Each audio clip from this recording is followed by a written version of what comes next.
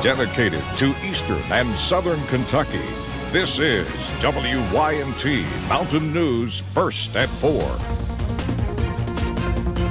Good afternoon, I'm Justin Case. First at 4, Governor Matt Bevin and Congressman Hal Rogers made a big announcement in Lexington today. The first phase of the Kentucky Wired project is complete. WYMT's Macy Marie was in Lexington and talked to the governor about what this means for Eastern Kentucky.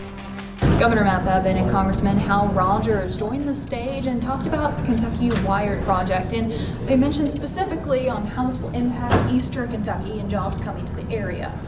The first portion of the broadband network is finished, and the entire project is expected to be completed in 2020.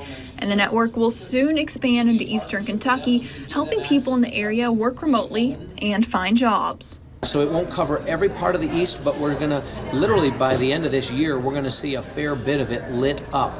Again, to confirm that it being lit does not mean people in their homes will have instant connectivity. Now on this map, it shows the areas that are completed and in progress, and there's not a whole lot of completed areas in Eastern Kentucky, but the governor says he hopes that will change in the next 3 months or so. In Lexington, Macy Marie, WYMT Mountain News. The Kentucky Wired Network plans to link to state facilities, universities, and community colleges. We'll have more on that announcement tonight at 6.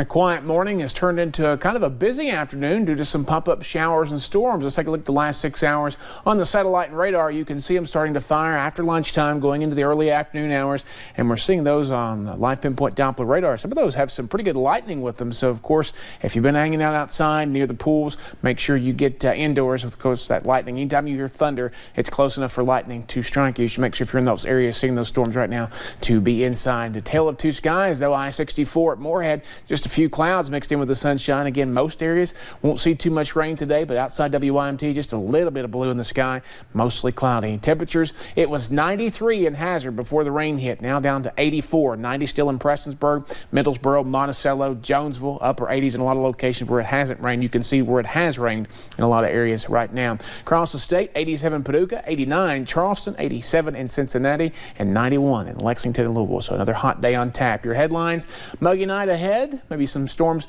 until later in the evening, and those will stay scattered. A hot weekend is coming, and more stray chances for showers and storms are on the way as we wrap up June. The rest of the forecast is on the way here in just a few minutes. Justin? Brandon, thank you. The Phelps community is coming together this week as they remember the life of Gabby McCoy. After Gabby's sudden death Wednesday, the community began reaching out to one another looking for hope and comfort. They met at Phelps High School last night for a vigil and will be meeting again tonight, using Gabby's former school to remember her. Gabby's friend, Trey Francis, says he's not sure how to feel. Everybody in the community, they're going to miss Gabby. Like, she's a big part of the girls' basketball team. She just had an impact on everybody. If you met her, you remembered her smile, you remembered her laugh, you just remembered everything about her. The school will be holding another vigil with a balloon release tonight at 6. Counseling will also be available at the school tomorrow morning starting at 10. Today marks 1 year since the deadly shooting at a Maryland newspaper. 5 employees of the Capital Gazette in Annapolis were killed that day. It was the single deadliest day for journalists in the U.S. since 9/11. To honor those killed, today is designated Freedom of the Press Day in the state of Maryland.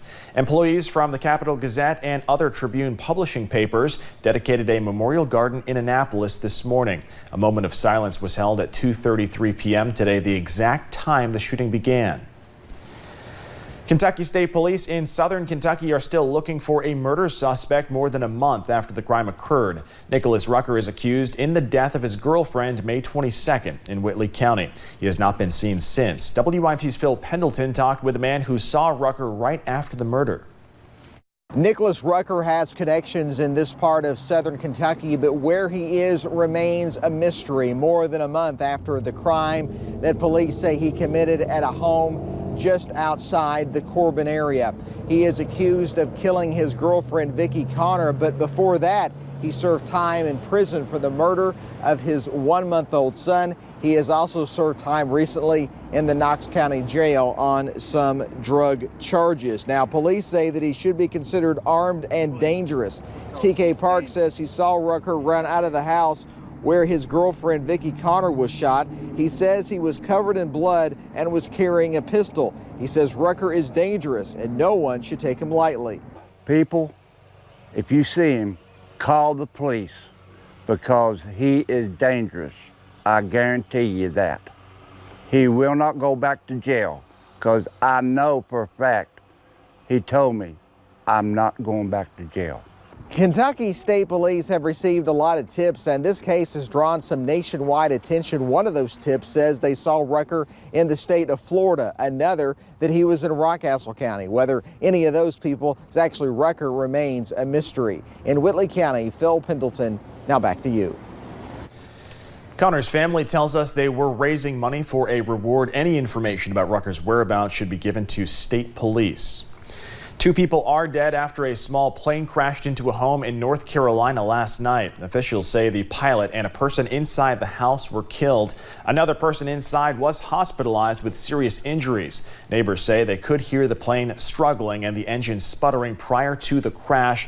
The FAA and the NTSB are investigating. A heroic fast food rescue is caught on camera in Atlanta. This surveillance video shows Chick-fil-A worker Logan Simmons jumping out of the drive-through window to try to save a choking child. The mother's child was begging for help after her son's seatbelt somehow tangled around his neck. Logan pulled out his pocket knife, cut the little boy free, and prevented a possible death. I'm amazed like he didn't panic. As his mother, I would have panicked. I'd have been running around probably going, oh my gosh, what do we do? The rescue happened Tuesday afternoon, 1 hour after the ordeal. The boy's mother called Simmons and thanked him for saving her son's life.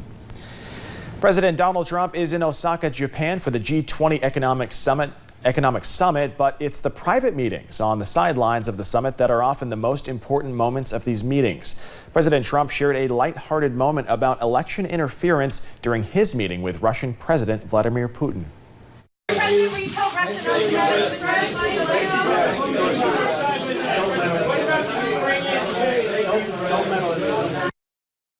This administration has taken election meddling seriously. In fact, it's literally been hundreds of millions of dollars that we've provided to states to help secure their election process. The president is meeting with the Chinese president tonight about the ongoing trade war between the two countries. The U.S. has already slapped China with a 25% tariff on $250 billion worth of Chinese-made goods. President Trump says he will decide after the summit whether he will move forward with the same tariff on an additional $300 billion worth of imports. Heading over to Wall Street on this Friday afternoon, the Dow closes up more than 73 points. Are you tired of paying parking tickets? What if it was for a good cause, though? What if that's the case happening right now in Las Vegas? The city is allowing its people to pay a different way with school supplies. For 1 month, the Las Vegas City Council is accepting classroom supplies like paper, pens, erasers, and sticky notes. The City Council says these supplies must be of a greater or equal value to the parking ticket. All these supplies will be donated to a local nonprofit teachers exchange. Major League Baseball is heading to London in the United Kingdom for the first time in its history.